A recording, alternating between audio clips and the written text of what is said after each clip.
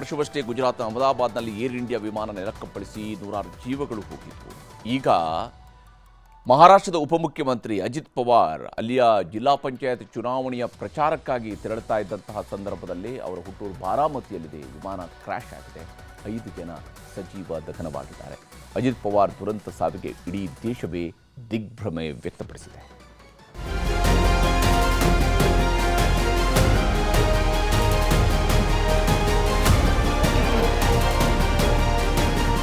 ಅಜಿತ್ ಅನಂತರಾವ್ ಪವಾರ್ ಮಹಾರಾಷ್ಟ್ರ ಸರ್ಕಾರದ ಉಪಮುಖ್ಯಮಂತ್ರಿ, ನ್ಯಾಷನಲಿಸ್ಟ್ ಕಾಂಗ್ರೆಸ್ ಪಕ್ಷದ ಮಹಾನಾಯಕ. ಅಜಿತ್ ದಾದಾ ಅಂತಾನೆ ಹೆಸರಾಗಿದ್ದ ಮೇರು ರಾಜಕಾರಣಿ ಈಗ ನೆನಪು ಮಾತ್ರ. ಮಹಾರಾಷ್ಟ್ರದ ಪುಣೆ ಬಳಿಯ ಬಾರಾಮತಿ ಬಳಿ ಅಜಿತ್ ಪವಾರ್ ಪ್ರಯಾಣಿಸುತ್ತಿದ್ದ ಲಘು ವಿಮಾನ ನೆಲಕ್ಕಪ್ಪಳಿಸಿದೆ. ಈ ದುರಂತದಲ್ಲಿ ಮಹಾರಾಷ್ಟ್ರ ಡಿಸಿಎಂ ಅಜಿತ್ ಪವಾರ್ ಸಜೀವ ದಹನವಾಗಿದ್ದಾರೆ. 66 ವರ್ಷದ ಅಜಿತ್ ಪವಾರ್ ಜೊತೆ ವಿಮಾನದಲ್ಲಿದ್ದ ವೈಯಕ್ತಿಕ ಭದ್ರತಾ ಅಧಿಕಾರಿ ವಿದಿತ್ ಜಾಧವ್, ಆಪ್ತ ಸಹಾಯಕ Pinky Mali, command pilot Shambhavi, captain Sumit Kapoor ಸೇರಿ 5ಕ್ಕೆ 5 ಜನರ ದೇಹವು ಗುರುತು ಸಿಗದಂತೆ ಸುಟ್ಟು ಕರಕಲಾಗಿದೆ.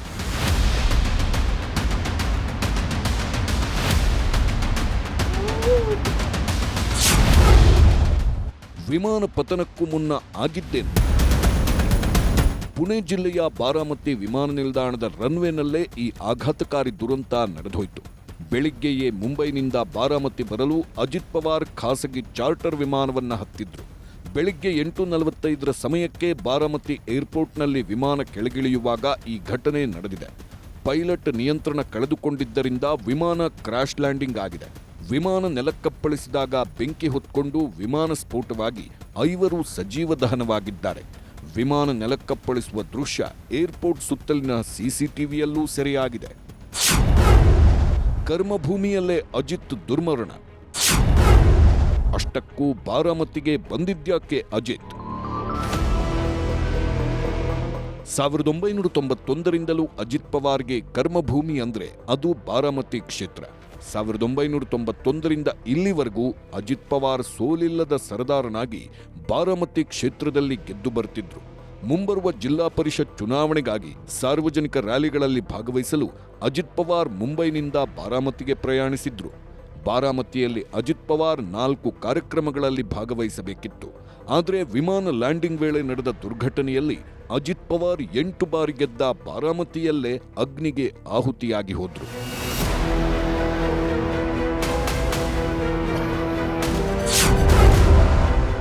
ಕಣ್ಣೀರಿಟ್ಟ ಜನ, ಬಿಕ್ಕಳಿಸಿ ಬಂದ ದುಃಖ. ಎಲ್ಲ ರಾಜಕಾರಣಿಗಳಿಗೂ ಅವರದ್ದೇ ಬೆಂಬಲಿಗರ ಬಳಗ ಇರುತ್ತೆ.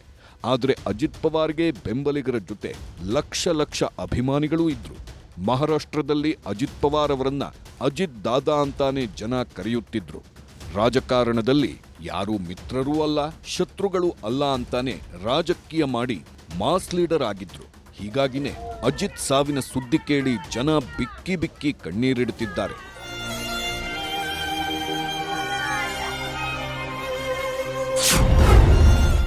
ಅಜಿತ್ ದಾದಾಗೆ ದೇಶವ್ಯಾಪಿ ಸಂತಾಪ.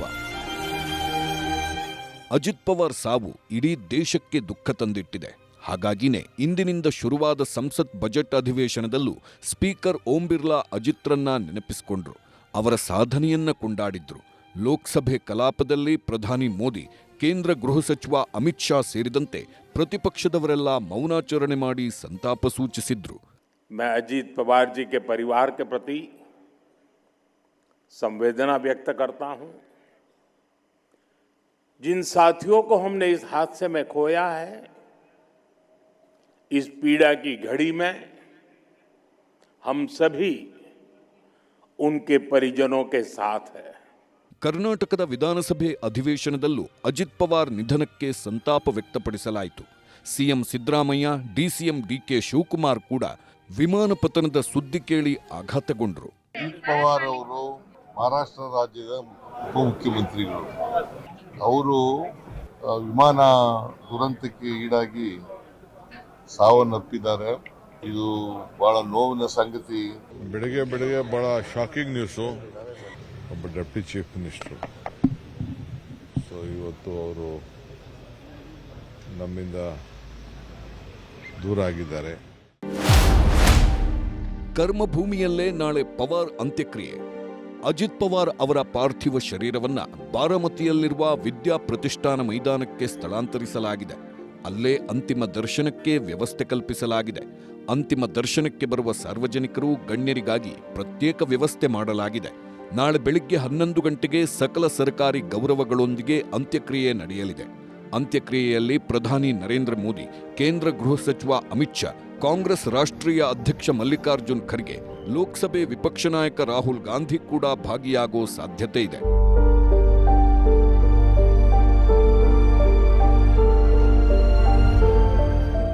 ವಿಮಾನ ದುರಂತದಲ್ಲಿ ಅಜಿತ್ ಪವಾರ್ ಒಬ್ಬರೇ ಅಲ್ಲ, ಅನೇಕ ರಾಜಕಾರಣಿಗಳು ವಿಮಾನ ದುರಂತದಲ್ಲಿ ಜೀವ ಬಿಟ್ಟಿದ್ದಾರೆ. ಇಂದಿರಾ ಗಾಂಧಿಯವರ ಉತ್ತರಾಧಿಕಾರಿ ಸಂಜಯ್ ಗಾಂಧಿ ಜೂನ್ 23, 1980ರಲ್ಲಿ ದೆಹಲಿ ಫ್ಲೈಯಿಂಗ್ ಕ್ಲಬ್ ವಿಮಾನದ ಏರಿಯಲ್ ಸ್ಟಂಟ್ ವೇಳೆ ಜೀವ ಬಿಟ್ಟಿದ್ರು. ಗ್ವಾಲಿಯರ್ ರಾಜಮನೆತನದ ಸದಸ್ಯ, ಹಿರಿಯ ಕಾಂಗ್ರೆಸ್ ನಾಯಕ, ಮಾಜಿ ನಾಗರಿಕ ವಿಮಾನಯಾನ ಸಚಿವ ಮಾಧವರಾವ್ ಸಿಂಧಿಯಾ 2001ರಲ್ಲಿ ಹವಾಮಾನ ವೈಪರೀತ್ಯದಿಂದ ಖಾಸಗಿ ವಿಮಾನ ಪತನಗೊಂಡು ಸಾವನ್ನಪ್ಪಿದ್ದರು. ಲೋಕಸಭಾ ಸ್ಪೀಕರ್ ಹಾಗೂ ಟಿಡಿಪಿ ನಾಯಕರಾಗಿದ್ದ ಜಿಎಂಸಿ ಬಾಲಯೋಗಿ ಮಾರ್ಚ್ 3, 2002ರಂದು ಆಂಧ್ರಪ್ರದೇಶದ ಪಶ್ಚಿಮ ಗೋದಾವರಿ ಜಿಲ್ಲೆಯಲ್ಲಿ ಸಾವನ್ನಪ್ಪಿದ್ದರು. ಮೇಘಾಲಯ ಗ್ರಾಮೀಣಾಭಿವೃದ್ಧಿ ಸಚಿವರಾಗಿದ್ದ ಸಿಪ್ರಿಯನ್ ಸಂಗ್ಮಾ ಸೇರಿ 9 ಮಂದಿ ಗೌಹಟಿಯಿಂದ ಶಿಲ್ಲಾಂಗ್ಗೆ ಹೋಗುತ್ತಿದ್ದಾಗ ವಿಮಾನ ಪತನವಾಗಿ 2004ರಲ್ಲಿ ಕೊನೆಯುಸಿರೆಳೆದರು. ಬಹುಭಾಷಾ ನಟಿ ಸೌಂದರ್ಯ 2004ರಲ್ಲಿ ಸಹೋದರನ ಜೊತೆ ಬಿಜೆಪಿ ರಾಜಕೀಯ ಪ್ರಚಾರಕ್ಕೆಂದು ತೆಲಂಗಾಣಕ್ಕೆ ಹೋಗ್ತಿದ್ದಾಗ ಬೆಂಗಳೂರಿನ ಜಕ್ಕೂರು ಏರೋಡ್ರಮ್ನಲ್ಲಿ ವಿಮಾನ ನೆಲಕ್ಕಪ್ಪಳಿಸಿ ಸಜೀವ ದಹನವಾಗಿದ್ರು. ಕೈಗಾರಿಕೋದ್ಯಮಿ ಮತ್ತು ಹರಿಯಾಣ ವಿದ್ಯುತ್ ಸಚಿವ ಒಪಿ ಜಿಂದಾಲ್, ಮಾಜಿ ರಾಷ್ಟ್ರಪತಿ ಶಂಕರದಯಾಳ್ ಶರ್ಮಾ ಪುತ್ರ, ಮಾಜಿ ಕೇಂದ್ರ ಸಚಿವ ಸುರೇಂದರ್ ಸಿಂಗ್ ಮಾರ್ಚ್ 31, 2005ರಂದು ವಿಮಾನ ದುರಂತಕ್ಕೆ ಬಲಿಯಾದರು. ವೈಎಸ್ಆರ್ ಎಂದೇ ಖ್ಯಾತಿಯಾಗಿದ್ದ ಆಂಧ್ರಪ್ರದೇಶ ಮಾಜಿ ಮುಖ್ಯಮಂತ್ರಿ ವೈಎಸ್ಆರ್ ರಾಜಶೇಖರ್ ರೆಡ್ಡಿ 2009ರಲ್ಲಿ ಸಾವನ್ನಪ್ಪಿದ್ದರು. ವಿಮಾನ ಪತನ ದುರಂತದಲ್ಲಿ ಅಸುನೀಗಿದ್ರು. ಅರುಣಾಚಲ ಪ್ರದೇಶದ ಮುಖ್ಯಮಂತ್ರಿ ದೊರ್ಜಿ ಖಂಡು ಸಹ ಅರುಣಾಚಲ ಪ್ರದೇಶದ ಲುಗುಥಾಂಗ್ನಲ್ಲಿ ಹೆಲಿಕಾಪ್ಟರ್ ಪತನದಿಂದ ಜೀವ ಬಿಟ್ಟಿದ್ರು. ಕಳೆದ ವರ್ಷ ಅಹಮದಾಬಾದ್ನಲ್ಲಿ ನಡೆದ ಏರ್ ಇಂಡಿಯಾ ವಿಮಾನ ದುರಂತದಲ್ಲಿ 260ಕ್ಕೂ ಹೆಚ್ಚು ಜನರ ಜೊತೆ ಗುಜರಾತ್ ಮಾಜಿ ಸಿಎಂ ವಿಜಯ್ ರೂಪಾನಿ ಕೂಡ ಕೊನೆಯುಸಿರೆಳೆದಿದ್ರು. ವಿಮಾನ ದುರಂತಕ್ಕೆ ಕಾರಣಗಳು 108, ಆದರೆ ಸಾವು ಮಾತ್ರ ಭಯಾನಕ. ಸಂಸದರಾಗಿ, ಶಾಸಕರಾಗಿ, ಹಣಕಾಸು, ಶಿಕ್ಷಣ, ಕ್ರೀಡೆ, ಅಬಕಾರಿ ಸಚಿವರಾಗಿದ್ದಷ್ಟೇ ಅಲ್ಲ, ಉಪಮುಖ್ಯಮಂತ್ರಿಯಾಗಿದ್ದ ಅಜಿತ್ ಪವಾರ್ ಇನ್ನಿಲ್ಲ ಅನ್ನೋದು ನಿಜಕ್ಕೂ ಆಘಾತಕಾರಿ. Bureau report, news 18. ಇನ್ನು ಅಜಿತ್ ಪವಾರ್ ಸೇರಿದಂತೆ 5 ವಿಮಾನ ದುರಂತದಲ್ಲಿ ಸಜೀವ ದಹನವಾಗಿರುವಂತಹ ವಿಚಾರ, ಈ ಸುದ್ದಿ ಗೊತ್ತಾಗ್ತಾ ಇದ್ದಂತೆಯೇ ಒಂದು ಕಡೆಯಲ್ಲಿ ನಾಗರಿಕ ವಿಮಾನಯಾನ ಸಚಿವಾಲಯ ತನಿಖೆಗೆ ಆದೇಶವನ್ನು ಮಾಡಿದೆ. ಅದು ಸಹಜವಾಗಿ ನಡೆಯುವಂತಹ ಪ್ರಕ್ರಿಯೆ, ತನಿಖೆ ನಡೀಲೇಬೇಕಾಗುತ್ತೆ ವಿಮಾನ ದುರಂತ ಆದಂತಹ ಸಂದರ್ಭದಲ್ಲಿ. ಇನ್ನೊಂದು ಕಡೆಯಲ್ಲಿ ಅಜಿತ್ ಪವಾರ್ ಅವರ ಸಾವು ಆಕಸ್ಮಿಕ ದುರಂತದಿಂದ ಆಗಿರೋಕ್ಕೆ ಸಾಧ್ಯ ಇಲ್ಲ. ಅದರ ಬಗ್ಗೆ ಸರಿಯಾದಂಥ ತನಿಖೆ ಆಗಬೇಕು. ಕೇವಲ ಇಲಾಖೆಯ ತನಿಖೆ ಅಲ್ಲ, ಅದನ್ನು ಸುಪ್ರೀಂ ಕೋರ್ಟ್ನ ನ್ಯಾಯಮೂರ್ತಿಯವರ ನೇತೃತ್ವದಲ್ಲಿ ತನಿಖೆ ನಡೆಸಬೇಕು ಅಂತ ಹೇಳಿ ಪಶ್ಚಿಮ ಬಂಗಾಳದ ಮುಖ್ಯಮಂತ್ರಿ ಮಮತಾ ಬ್ಯಾನರ್ಜಿ ಹೇಳಿದ್ದಾರೆ.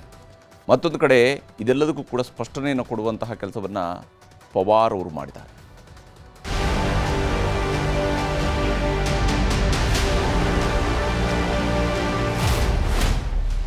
ಅಜಿತ್ ಪವಾರ್ ವಿಮಾನ ದುರಂತಕ್ಕೆ ಹೊಣೆ ಯಾರು? ಯಾರು ಈ ವಿಮಾನ ದುರಂತಕ್ಕೆ ಹೊಣೆ? ಇದು ಎಲ್ಲರನ್ನೂ ಕಾಡ್ತಿರೋ ಪ್ರಶ್ನೆ. ಅಜಿತ್ ಪವಾರ್ ಪ್ರಯಾಣಿಸ್ತಾ ಇದ್ದ ಖಾಸಗಿ ವಿಮಾನ ಪತನವಾಗಿ 5 ಸಜೀವ ದಹನ ಆಗೋದ್ರು. ಈ ವಿಷಯ ದೊಡ್ಡ ಸುದ್ದಿ ಆಗ್ತಾ ಇದ್ದಂತೆ ಎಲ್ಲ ರಾಜಕಾರಣಿಗಳಿಗೂ ಆತಂಕ ಹುಟ್ಟಿಕೊಂಡಿದೆ. ನಾವು ಪ್ರಯಾಣ ಮಾಡುವ ಚಾಪರ್ಗಳು, ಹೆಲಿಕಾಪ್ಟರ್ಗಳು ಎಷ್ಟು ಸುರಕ್ಷಿತ ಅನ್ನೋ ಭಯ ಶುರುವಾಗಿದೆ. ಅದಕ್ಕೆ ವಿಮಾನ ಹತ್ತೋಕ್ಕೂ ಮೊದಲು ಎಲ್ಲ ಸರಿಯಾಗಿದೆಯಾ ಅಂತ ಚೆಕ್ ಮಾಡಿಕೊಂಡು ದೇವರಿಗೆ ಕೈ ಮುಗಿದು ಹತ್ತೋಕೆ ಶುರು ಮಾಡಿದ್ದಾರೆ. ಹಾಗಿದ್ರೆ ಖಾಸಗಿ ಲಘು ವಿಮಾನಗಳು ಎಷ್ಟು ಸೇಫ್? ಈ ದುರಂತಕ್ಕೆ ಯಾರು ಹೊಣೆ ಅನ್ನೋ ಪ್ರಶ್ನೆ ಶುರುವಾಗಿದೆ. ಈ ಪ್ರಶ್ನೆಗೆ ಸದ್ಯಕ್ಕೆ ಸಿಕ್ಕಿರುವ ಉತ್ತರ ಹವಾಮಾನ ವೈಪರೀತ್ಯ ಅನ್ನೋದು.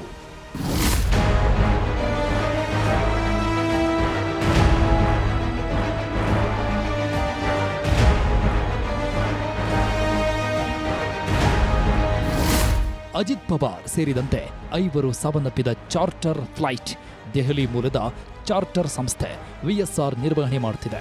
ತಜ್ಞರು, ಪರಿಣಿತರು, ವಿಮಾನ ಸಂಸ್ಥೆಯವರು, ಕೇಂದ್ರ ವಿಮಾನಯಾನ ಸಚಿವ ರಾಮಮೋಹನ್ ನಾಯ್ಡು ಕೂಡ ಹೇಳಿರೋ ಪ್ರಕಾರ ವಿಮಾನದಲ್ಲಿ ಯಾವುದೇ ಸಮಸ್ಯೆಗಳು ಇರಲಿಲ್ಲ. ಲಿಯರ್ ಜೆಟ್ 45 ಹೈ ಸೆಕ್ಯುರಿಟಿ ತಂತ್ರಜ್ಞಾನ ದುರಂತಕ್ಕೀಡಾದ ವಿಮಾನದಲ್ಲಿ ಇತ್ತಂತೆ. ತಾಂತ್ರಿಕ ದೋಷಗಳಿದ್ರೆ ಟೇಕ್ ಆಫ್ ಆಗೋದಿಲ್ಲ ಅನ್ನೋದು ಸಂಸ್ಥೆಯವರ ಮಾತು. ಹಾಗಾಗಿ ಅಪಘಾತಕ್ಕೀಡಾದ ವಿಮಾನವು 100% ಸುಸ್ಥಿತಿಯಲ್ಲಿತ್ತು. ಇಬ್ಬರು ಪೈಲಟ್ಗಳು ಸಾಕಷ್ಟು ಅನುಭವಿಗಳಾಗಿದ್ರು. ಎಂಜಿನ್ ವೈಫಲ್ಯವೂ ವಿಮಾನದಲ್ಲಿ ಇರಲಿಲ್ಲ ಅಂತಿದ್ದು ಹವಾಮಾನ ವೈಪರೀತ್ಯದಿಂದ ಲ್ಯಾಂಡಿಂಗ್ಗೆ ಸಮಸ್ಯೆಯಾಗಿದೆಯಂತೆ. ಆದರೂ ದುರಂತ ಆಗಿದ್ದು ಸಮಗ್ರ ತನಿಖೆಗೆ ಆದೇಶ ಮಾಡಲಾಗಿದೆ. ಅಪಘಾತದ ನಿಖರ ಕಾರಣ ತಿಳಿಯಲು ಕಾಕ್ಪಿಟ್ ವಾಯ್ಸ್ ರೆಕಾರ್ಡರ್ ಮತ್ತು ಫ್ಲೈಟ್ ಡಾಟಾ ರೆಕಾರ್ಡರ್ಗಾಗಿ ಹುಡುಕಾಟ ನಡೀತಾ ಇದೆ. ಪೈಲಟ್ ಮತ್ತು ಏರ್ ಟ್ರಾಫಿಕ್ ಕಂಟ್ರೋಲ್ ನಡುವಿನ ಕೊನೆಯ ಸಂಭಾಷಣೆಯು ವಿಮಾನದ ಒಳಗೆ ಯಾವುದಾದರೂ ತುರ್ತು ಪರಿಸ್ಥಿತಿ ಮಾತಾಡಿದ್ರ ಅಂತ ಪರಿಶೀಲನೆ ನಡೀತಾ ಇದೆ. ಅಪಘಾತದ ಸ್ಥಳದಿಂದ ವಿಮಾನದ ಬ್ಲಾಕ್ ಬಾಕ್ಸ್ ಅನ್ನ ವಶಪಡಿಸಿಕೊಂಡಿದ್ದು ತನಿಖೆ ನಡೀತಾ ಇದೆ. ಯಾವುದೇ ವಿಮಾನ ದುರಂತ ನಡೆದರೂ ತನಿಖೆ ನಡೆಸ್ತಾ ಇದ್ದಾರೆ. ಓಕೆ, ಆದರೆ ಅಜಿತ್ ಪವಾರ್ ಪ್ರಯಾಣಿಸ್ತಾ ಇದ್ದ ವಿಮಾನ ದುರಂತಕ್ಕೆ ಮುಖ್ಯ ಕಾರಣ ATSನವರು ಮಾಡಿದ ಎಡವಟ್ಟ ಅನ್ನೋ ಅನುಮಾನ ಬಲವಾಗಿದೆ. ಯಾಕಂದ್ರೆ ಹವಾಮಾನ ವೈಪರೀತ್ಯದಿಂದ ವಿಮಾನ ಅಪಘಾತಕ್ಕೀಡಾಗಿದೆ ಅಂತಿದ್ದಾರೆ. ಮೊದಲ ಸಲ ಲ್ಯಾಂಡಿಂಗ್ಗೆ ಸಮಸ್ಯೆ ಅಂತ ATCಗೆ ಮಾಹಿತಿ ಹೋಗಿದೆ. ಆದರೆ ಎರಡನೇ ಸಲ ಲ್ಯಾಂಡಿಂಗ್ ವೇಳೆ ವಿಮಾನ ದುರಂತ ಆಗಿದೆ. ಹವಾಮಾನ ವೈಪರೀತ್ಯ ಇದ್ರೂ ಲ್ಯಾಂಡಿಂಗ್ ರಿಸ್ಕ್ ತಗೊಂಡಿದ್ಯಾರು? ಪೈಲಟ್ಗಳ ಎಡವಟ್ಟ, ATCಯವರು ಮಾಡಿದ ಎಡವಟ್ಟ ಅನ್ನೋದು ಗೊತ್ತಾಗಬೇಕಿದೆ. ಅಜಿತ್ ವಿಮಾನ ದುರಂತಕ್ಕೂ ರಾಜಕೀಯ ಬಣ್ಣ. ಸುಪ್ರೀಂ ಕೋರ್ಟ್ ನೇತೃತ್ವದ ತನಿಖೆಗೆ ದೀದಿ ಆಗ್ರಹ. ಮಹಾರಾಷ್ಟ್ರದ ಉಪಮುಖ್ಯಮಂತ್ರಿ ಅಜಿತ್ ಪವಾರ್ ಸಾವಿನ ಬಗ್ಗೆ ಪಶ್ಚಿಮ ಬಂಗಾಳ ಸಿಎಂ ಮಮತಾ ಬ್ಯಾನರ್ಜಿಗೆ ಅನುಮಾನ ಶುರುವಾಗಿದೆ. ಯಾಕಂದ್ರೆ ಮಮತಾ ಬ್ಯಾನರ್ಜಿ ಹೇಳೋ ಪ್ರಕಾರ ಅಜಿತ್ ಪವಾರ್ ಸಾವಿನ ಹಿಂದೆ ಪ್ರಭಾವಿಗಳ ಕೈವಾಡ ಇದೆ. ಅದಕ್ಕೆ ಸುಪ್ರೀಂ ಕೋರ್ಟ್ ಮೇಲ್ವಿಚಾರಣೆಯಲ್ಲಿ ತನಿಖೆ ಆಗಬೇಕು ಅಂತ ಆಗ್ರಹಿಸಿದ್ದಾರೆ. ಇನ್ನೊಂದು ಕಡೆ ಮಲ್ಲಿಕಾರ್ಜುನ ಖರ್ಗೆ ಕೂಡ ಸಮಗ್ರ ತನಿಖೆ ಆಗಬೇಕು ಅಂದ್ರು. बड़ी दुखद घटना है और अजीत पवार एक अभी उनका जो देहांत हुआ मैं समझूंगा कि प्रीमैच्योर डेथ है. हम सभी को आघात कर दिया है कि जांच तो होना चाहिए क्योंकि ऐसा एक्सीडेंट हुआ है, वहाँ पर ऐसा हुआ क्यों, इसकी जांच तो होना ही चाहिए. Message of Ajit Pawar, Deputy Chief Minister. He died today morning in a plane crash. I'm really shocked to see the news. There is no safety and security of the people of this country. Even the political leaders, I do not know what is the fate of the opposition political parties, but he was very much with the ruling party. But before few days ago, I came to know that from social network that somebody from other party, they gave a statement that Ajit Pawar is willing to leave the BJP. ಆಕಸ್ಮಿಕ ಘಟನೆ, ವಿವಾದ ಬೇಡ ಎಂದ ಪವಾರ್. ಶರದ್ ಪವಾರ್ ಸೋದರನ ಮಗನಾಗಿದ್ದ ಅಜಿತ್ ಪವಾರ್ ಸಾವು ಪ್ರತಿಪಕ್ಷಗಳಿಗೆ ಆಹಾರ ಆಗಿದೆ. ಆದರೆ ತಮ್ಮದೇ ನೆರಳಲ್ಲಿ ಅಜಿತ್ ಪವಾರ್ಗೆ ರಾಜಕೀಯ ಬುನಾದಿ ಹಾಕಿಕೊಟ್ಟಿದ್ದ ಶರದ್ ಪವಾರ್ ಪ್ರತಿಪಕ್ಷಗಳ ಟೀಕೆಯನ್ನ ನಿರ್ಲಕ್ಷ್ಯ ಮಾಡಿ ಅಂದ್ರು. ವಿಮಾನ ದುರಂತ ಆಕಸ್ಮಿಕ ಮತ್ತು ಅಪಘಾತ, ರಾಜಕೀಯ ಅವಶ್ಯಕತೆ ಇಲ್ಲ ಅಂತ ಮನವಿ ಮಾಡಿಕೊಂಡಿದ್ದಾರೆ. ರಾಜಕೀಯ ಏನಾದರೂ ಇರಲಿ, ಸಮಗ್ರ ತನಿಖೆಗೆ ಕೇಂದ್ರ ಸರ್ಕಾರ ಆದೇಶಿಸಿದೆ. ತನಿಖೆ ಯಾವಾಗ ಮುಗಿಯುತ್ತೆ, ಯಾವಾಗ ವರದಿ ಬರುತ್ತೆ ಅನ್ನೋದೇ ಸದ್ಯಕ್ಕಿರುವ ಯಕ್ಷ ಪ್ರಶ್ನೆ. Bureau report, news 18. ಇವತ್ತು ವಿಧಾನಮಂಡಲದ ಅಧಿವೇಶನದಲ್ಲಿ ರಾಜ್ಯಪಾಲರ ಜಂಟಿ ಅಧಿವೇಶನ ಭಾಷಣದ ವಿಚಾರದ ಬಗ್ಗೆ ಚರ್ಚೆ, ಗದ್ದಲ, ಕೋಲಾಹಲ ಎಲ್ಲವೂ ಕೂಡ ನಡೆದಿದೆ. ವಿಧಾನಸಭೆಗಿಂತ ಕೂಡ ವಿಧಾನ ಪರಿಷತ್ತಲ್ಲಿ ಗದ್ದಲ ಒಂದು ಕೈ ಮೇಲೇ ಇತ್ತು. ಯಾವ ಮಟ್ಟಿಗೆ ಅಂದರೆ ಕಲಾಪದ ರೂಲ್ ಬುಕ್ಕನ್ನೇ ಹರಿದು ಹಾಕಿದ್ರು ಪ್ರತಿಪಕ್ಷ ನಾಯಕ ಛಲವಾದಿ ನಾರಾಯಣಸ್ವಾಮಿ. ಇನ್ನು ವಿಧಾನಸಭೆಯಲ್ಲಿ ಸರ್ಕಾರದ ಮೇಲೆ ಪ್ರತಿಪಕ್ಷಗಳು ಫೋನ್ ಟ್ಯಾಪಿಂಗ್ನ ಅಸ್ತ್ರವನ್ನು ಪ್ರಯೋಗಿಸಿದ್ದಾರೆ.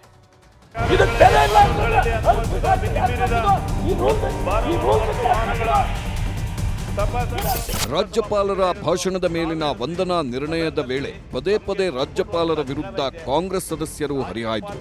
ಈ ವೇಳೆ ಆಕ್ರೋಶ ಭರಿತರಾದ ಪರಿಷತ್ ಪ್ರತಿಪಕ್ಷ ನಾಯಕ ಛಲವಾದಿ ನಾರಾಯಣಸ್ವಾಮಿ ಕಲಾಪದ ರೂಲ್ ಬುಕ್ ಅನ್ನೇ ಹರಿದು ಹಾಕಿ ಆಕ್ರೋಶ ಹೊರಹಾಕಿದ್ರು. ಇದಿಷ್ಟೇ ಸಾಕಿತ್ತು ಕಾಂಗ್ರೆಸ್ ಸದಸ್ಯರನ್ನ ಕೆರಳಿಸೋದಕ್ಕೆ. ಛಲವಾದಿ ನಾರಾಯಣಸ್ವಾಮಿ ವಿರುದ್ಧ ಕ್ರಮಕ್ಕೆ ಕಾಂಗ್ರೆಸ್ ಸದಸ್ಯರು ಪಟ್ಟು ಹಿಡಿದ್ರು. ಸದನದ ಬಾವಿಗಿಳಿದು ಪ್ರತಿಭಟಿಸಿದ್ರು. 2 ಬಾರಿ ಕಲಾಪ ಮುಂದೂಡಿ ಮತ್ತೆ ಮತ್ತೆ ಸೇರಿದಾಗಲೂ ಕೂಡ ಕಾಂಗ್ರೆಸ್ ಸದಸ್ಯರ ಕೆಂಗಣ್ಣಿಗೆ ಗುರಿಯಾದ್ರೂ ಛಲವಾದಿ ನಾರಾಯಣಸ್ವಾಮಿ.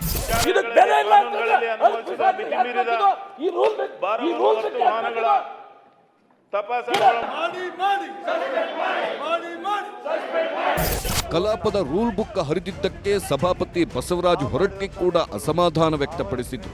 ಈ ನೇಮಗಳನ್ನು ಹರಿದು ಹಾಕೋದು ಸೂಕ್ತವಲ್ಲ. ದಯಮಾಡಿ ವಿರೋಧ ಪಕ್ಷ ನಾಯಕರ ಇದನ್ನು ಹರಿದು ಹಾಕೋದು ಸರಿಯಲ್ಲ. ಅದನ್ನು ಹರಿದು ಹಾಕಬಾರ್ದು. ಇದನ್ನು ನಾವು ಮಾಡಿದಂಥ ನಿಯಮ. ನಮಗಿದ್ದೊಂದು ಏನಂದ್ರೆ ನಮಗೂ ಅದೊಂದು ಇದ್ದಂಗೆ, ಏನು ಸಂವಿಧಾನ ಇದ್ದಂಗೆ.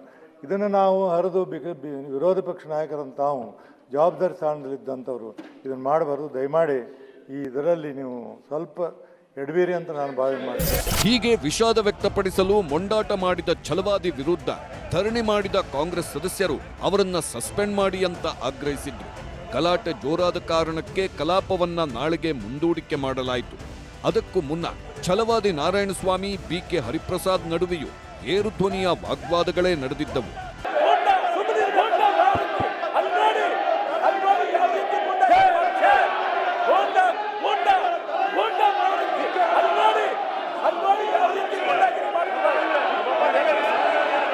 ಇನ್ನು ವಿಧಾನಸಭೆಯಲ್ಲೂ ರಾಜ್ಯಪಾಲರ ಭಾಷಣದ ಮೇಲಿನ ವಂದನಾ ನಿರ್ಣಯದ ಚರ್ಚೆ ವೇಳೆ ಗದ್ದಲ, ಕೋಲಾಹಲ.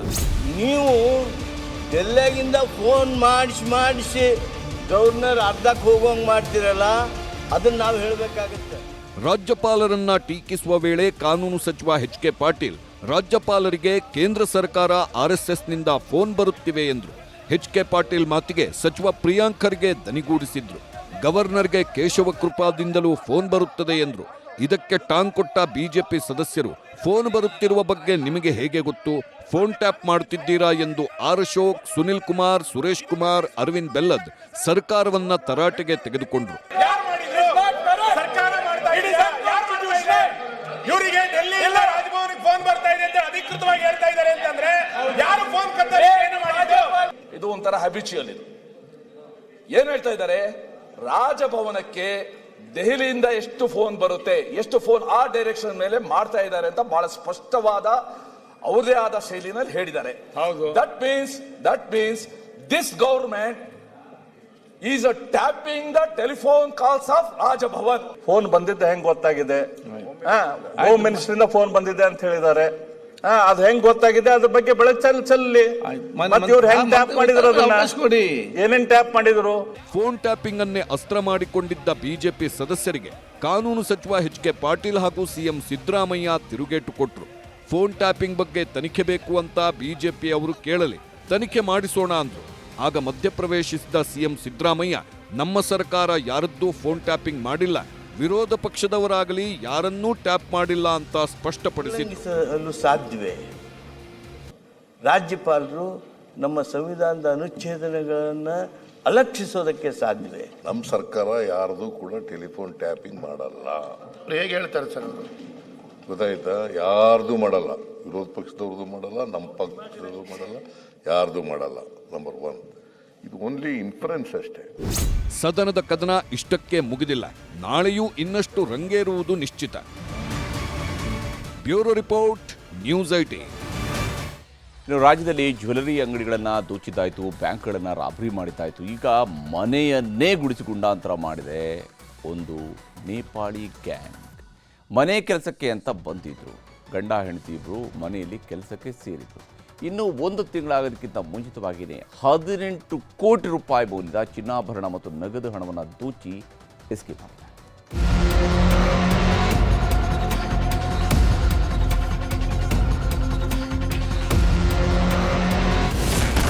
ಮನೆ ಕೆಲಸದವರಿಂದಲೇ ಬಿಲ್ಡರ್ ಮನೆಯಲ್ಲಿ ಲೂಟಿ. 18 ಕೋಟಿ ಚಿನ್ನಾಭರಣ ದೋಚಿದ ಗಂಡ ಹೆಂಡತಿ. ಈ ಖತರ್ನಾಕ್ ದಂಪತಿಗಳನ್ನು ಒಮ್ಮೆ ನೋಡ್ರಿ. ನೇಪಾಳದಿಂದ ಮನೆ ಕೆಲಸಕ್ಕೆ ಅಂತ ಬಂದು ಒಂದಲ್ದ ಎರಡಲ್ದ 18 ಕೋಟಿ ಮೌಲ್ಯದ ಚಿನ್ನಾಭರಣ ದೋಚಿ ಪರಾರಿಯಾಗಿದ್ದಾರೆ. ಮನೆಯಲ್ಲಿ ಚಲ್ಲಾಪಿಲ್ಲಿಯಾಗಿ ಬಿದ್ದಿರೋ ವಸ್ತುಗಳು, ಮನೆಯ ಹೊರಗೆ ಬಿಸಾಡಿರೋ ಲಾಕರ್, ದಿಕ್ಕಿ ತೋಚದಂತಾಗಿರೋ ಕುಟುಂಬದವರು. ಅಷ್ಟಕ್ಕೂ ಈ ದೃಶ್ಯ ಕಂಡು ಬಂದಿದ್ದು ಮಾರತಹಳ್ಳಿ ಸಮೀಪದ ಯಮಲೂರಿನಲ್ಲಿ. ಈ ಭವ್ಯವಾದ ಬಂಗಲೆ ಬಿಲ್ಡರ್ ಶಿವಕುಮಾರ್ ಎಂಬುವವರಿಗೆ ಸೇರಿದ್ದು. ಇತ್ತೀಚೆಗಷ್ಟೇ ಶಿವಕುಮಾರ್ ತನ್ನ ಪುತ್ರನಿಗೆ ಮದುವೆ ಮಾಡಿಸಿದ್ರು. ಹಳೆ ಮನೆ ಆಗಿರೋದ್ರಿಂದ ರಿನೋವೇಷನ್ ಕೆಲಸ ಮಾಡಿಸ್ತಿದ್ರು. ಕಳೆದ 9 ತಿಂಗಳಿಂದ ಮನೆ ಕೆಲಸಕ್ಕೆ ವಿಕಾಸ್ ಹಾಗೂ ಮಾಯಾ ಅನ್ನೋ ನೇಪಾಳ ಮೂಲದ ದಂಪತಿ ಇದ್ರು. ಆದ್ರೆ ಇತ್ತೀಚೆಗೆ ಕೆಲಸ ಬಿಡ್ತೀವಿ ಅಂತ ಹೇಳ್ತಿದ್ದಂತೆ ಮನೆ ಮಾಲೀಕರು ಯಾರನ್ನಾದರೂ ಕೆಲಸಕ್ಕೆ ಸೇರಿಸಿ ಹೋಗಿ ಎಂದಿದ್ರು. ಅದರಂತೆ 20 ದಿನದ ಹಿಂದೆ ಇದೇ ದಿನೇಶ್ ದಂಪತಿಯನ್ನು ಕೆಲಸಕ್ಕೆ ಅಂತ ಸೇರಿಸಿಕೊಳ್ಳಲಾಗಿತ್ತು. ಮೊದಮೊದಲು ಮನೆಯವರ ನಂಬಿಕೆಯನ್ನ ಗಳಿಸಿದ್ದ ಖತರ್ನಾಕ್ ದಂಪತಿ ಲಾಕರ್ಗಳನ್ನ ಒಡೆದು ದೋಚಿ ಪರಾರಿಯಾಗಿದ್ದಾರೆ. ಕಮಲಾ ಅಂತ ದಿನೇಶ್ ಅಂತ ಇಬ್ಬರನ್ನ ಸೇರಿಸಿದ್ರು. ಸೇರಿಸಾದ್ಮೇಲೆ ನಮ್ಮ ಮನೆ ಸೂಪರ್ವೈಸರ್ ಯಾವಾಗ ಅವನು 18 ವರ್ಷದಿಂದ ಇದ್ದಾನೆ ಸಿದ್ಧಾಂತ, ಅವನು ಯಾವಾಗ ಆಧಾರ್ ಕಾರ್ಡ್ ಕೇಳ್ದಿರ ಬ್ಯಾಂಕ್ ಅಕೌಂಟ್ ಇಲ್ದಿರ ನಾವು ಯಾರಿಗೂ ಸೇರಿಸಲ್ಲ. ಸೊ ಅವ್ರು ಕೊಡ್ತೀನಿ, ಅಲ್ಲಿ ಹಳೆ ಅಳುಬ್ರದ್ರ ಇದೆ, ನಾವು ಅಲ್ಲೇನೋ ಒಂದು ಸ್ವಲ್ಪ ಪೇಮೆಂಟ್ ಕೊಡಬೇಕು, ತಂದು ಕೊಡ್ತೀನಿ ಅಂತ ಹಿಂಗೆ ಸತಾಯಿಸ್ಕೊಂಡ್ ಬರ್ತಾ ಇದ್ರು. ಬರೋ ಅಷ್ಟರೊಳಗೆ ಇಷ್ಟು ಕೆಲಸ ಮಾಡೋರು. 22 ದಿವಸ ಏನೋ ಆಗಿತ್ತು ಬಂದು, ಅಷ್ಟರೊಳಗಡೆ ಈ ಕೆಲಸ ಮಾಡಿ. ಇದು ಆಕಸ್ಮಿಕವಾಗಿ ನಡೆದ ಕಳ್ಳತನವಲ್ಲ, ಬದಲಾಗಿ ಪಕ್ಕಾ ಪ್ಲಾನ್ ಮಾಡಿ ನಡೆಸಿರೋ ಕೃತ್ಯ. ಶಿವಕುಮಾರ್ ಅವರ ಮನೆಯಲ್ಲಿ ಕಳೆದ 9 ತಿಂಗಳಿನಿಂದ ವಿಕಾಸ್ ಹಾಗೂ ಮಾಯಾ ದಂಪತಿ ಕೆಲಸಕ್ಕಿದ್ರು. ಅವರು ಕೆಲಸ ಬಿಟ್ಟು ಹೋಗುವಾಗ ದಿನೇಶ್ ಹಾಗೂ ಕಮಲಾ ದಂಪತಿಯನ್ನ ಕೆಲಸಕ್ಕೆ ಸೇರಿಸಿದ್ರು. ಈ 20 ದಿನದಲ್ಲಿ ದಂಪತಿ ಮನೆಯವರ ನಂಬಿಕೆಯನ್ನ ಸಂಪೂರ್ಣವಾಗಿ ಗಳಿಸಿದ್ರು. ಇನ್ನು ಮನೆಯಲ್ಲಿದ್ದ 11 ಕೆಜಿ ಚಿನ್ನ, ವಜ್ರ, ಬೆಳ್ಳಿ ಕಳೆದುಕೊಂಡು ಶಿವಕುಮಾರ್ ಕುಟುಂಬಸ್ಥರು ಕಂಗಾಲಾಗಿದ್ದಾರೆ. ಅವ್ರ ಇನ್ಫಾರ್ಮೇಶನ್ ಪ್ರಕಾರ ಫೇಸ್ಬುಕ್ ಅಲ್ಲಿ ಆಡ್ ಹಾಕಿದಾರಂತೆ. ಆ್ಯಡ್ ಆಗ್ತಾಗ ಇವರಿಬ್ರು ಇವಾಗ ಪ್ರೆಸೆಂಟ್ ಯಾರು ಕಳ್ತನ ಮಾಡಿದ್ರು ಇವರಿಬ್ರು ಇವ್ರಿಗೆ ಕಾಲ್ ಮಾಡಿ ಬಂದು ಇಮಿಡಿಯೇಟ್ ಜಾಯಿನ್ ಆಗಿದ್ದಾರೆ. ಬಟ್ ಇವರು ಎಲ್ಲಿ ಅವ್ರದ್ದು ಯಾವ ಊರು, ಮುಂಚೆ ಎಲ್ಲಿ ಕೆಲಸ ಮಾಡ್ತಾ ಇದ್ರು ಏನು ತಿಳ್ಕೊಂಡಿಲ್ಲ. ಬಟ್ ನನ್ಗನ್ಸುತ್ತೆ ಇದೆಲ್ಲ ಗ್ರೂಪ್ ಪ್ಲಾನ್ಡ್. ಮಾರತ್ಹಳ್ಳಿ ಠಾಣೆ ಪೊಲೀಸರು ಸ್ಥಳಕ್ಕೆ ಭೇಟಿ ನೀಡಿ ಪರಿಶೀಲನೆ ನಡೆಸಿದ್ದಾರೆ. ಪರಾರಿಯಾಗಿರುವ ನೇಪಾಳಿ ಮೂಲದ ದಂಪತಿ ಮತ್ತು ಅವರ ಗ್ಯಾಂಗ್ ಪತ್ತೆಗೆ ಬಲೆ ಬೀಸಿದ್ದಾರೆ. ಅವರು ಹೇಳೋದು 12 kgs ಹೋಗಿದೆ. ಮುಂಚೆ 2 kg ಹೋಯ್ತು, ಆಮೇಲೆ 8 kg ಹೋಯ್ತು. ವಾಟ್ ಎವರ್ ಇಟ್ ಇಸ್, ಏನು ಹೋಗಿದೆ ಅದ್ರ ಬಗ್ಗೆ ನಾವು ಕಂಪ್ಲೇಂಟ್ ತಗೊಂಡಿದ್ದೀವಿ. ಕೆಲವು ಲೀಡ್ಸ್ ಇದೆ, ಮತ್ತೆ ನಮ್ಮ ಟೀಮ್ ಅವರು ಬೇರೆ ಬೇರೆ ರಾಜ್ಯಕ್ಕೆ ಆಲ್ರೆಡಿ ಹೋಗಿದೆ. ನಮ್ಗೆ ಭರವಸೆ ಇದೆ ಕೇಸ್ ಪತ್ತೆ ಆಗುತ್ತೆ. ಪಾಪ ಬಡಪಾಯಿಗಳು ಅಂತ ಕೆಲಸ ಕೊಟ್ರೆ ಅನ್ನ ಹಾಕಿದ ಮನೆಗೆ ಕನ್ನ ಹಾಕಿದ್ದಾರೆ. ಮನೆ ಕೆಲಸಕ್ಕೆ ಬಂದವರನ್ನ ಅತಿಯಾಗಿ ನಂಬುವ ಮುನ್ನ ಎಚ್ಚರ ವಹಿಸಿ. Madesh, crime bureau, news 18 Bengaluru.